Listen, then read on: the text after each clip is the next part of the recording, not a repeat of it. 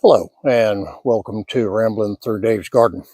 After a few frosts and several nights where nighttime temperatures drop below freezing, the time has come to be taking the tropicals indoors for the winter. Some will go into the basement, others into the greenhouse, some that are slightly tender. Those that are more tender must go into the basement for winter storage.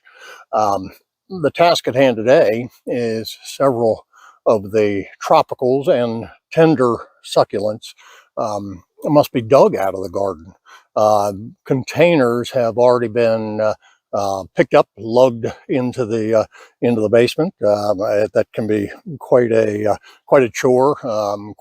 Some are quite heavy, and inevitably there's a frog, sometimes a snake that gets hauled in the process. I do try to watch those things before they go in, so I don't catch it from the wife, but those things do occasionally happen.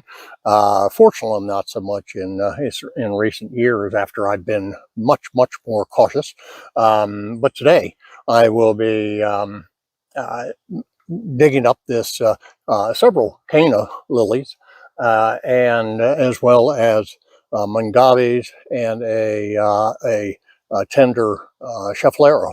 One schefflera will remain outdoors, and many years I leave tropicals such as the cannas, leave them in the ground that just too lazy to dig them. They're relatively inexpensive to replace, but I guess I was inspired by this monster this year. This grew from a 1 gallon container to I don't know, 6 feet, whatever it is. It was meant as a temporary placeholder in this a new garden bed that was started a year ago, and it has done such an admirable job of filling space that I've been inspired to keep it through the winter.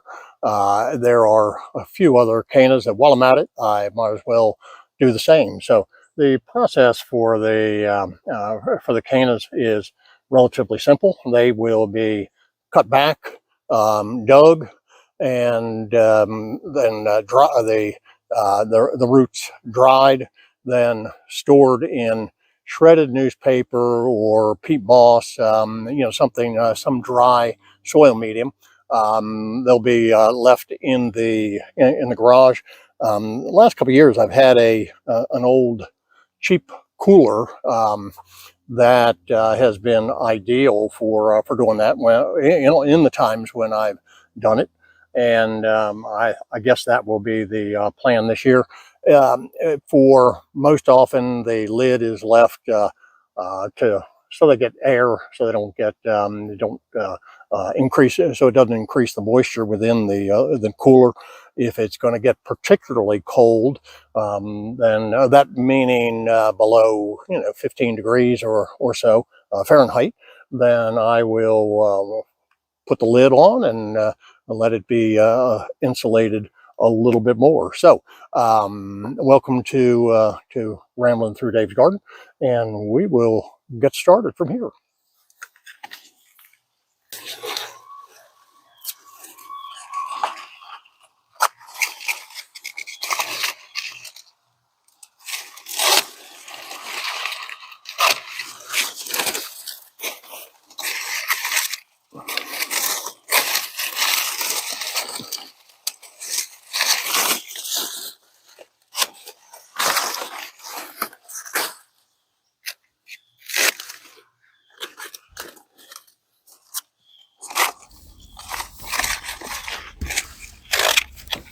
Containers are not cold hardy for us, though in our mildest winter, a fraction of a plant might survive. The key is to dig and store roots after leaves are brown, but before roots are damaged in a severe freeze. The leaves and stems will be added to the compost pile along with other debris that will someday be returned to the garden's compost. As much soil as possible is pulled away once the roots are dug. A few loose sections are separated, and after they're dried, other sections might be split apart. The roots are moved to the greenhouse to dry for a week. Then more soil will be removed, and the roots will be covered with dry pine bark and stored in the unheated garage. In late March, undamaged roots will be potted, moved to the greenhouse, ready to plant outdoors in mid to late May when the threat of frost is past.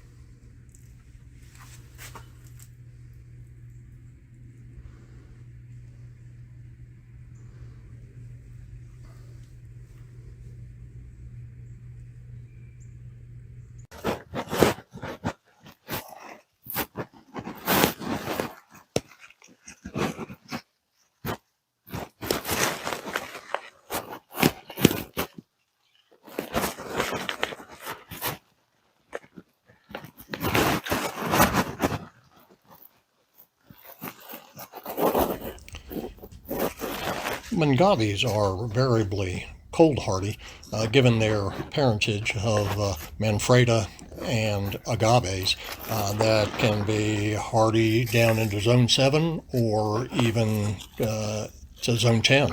A few might be hardy to 10 degrees or colder, but two stored in the unheated greenhouse a year ago were clearly unhappy last winter. I am paring down the varieties in the garden. A few that are less favored will be left to test their hardiness, figuring they won't survive. Others will be dug and potted.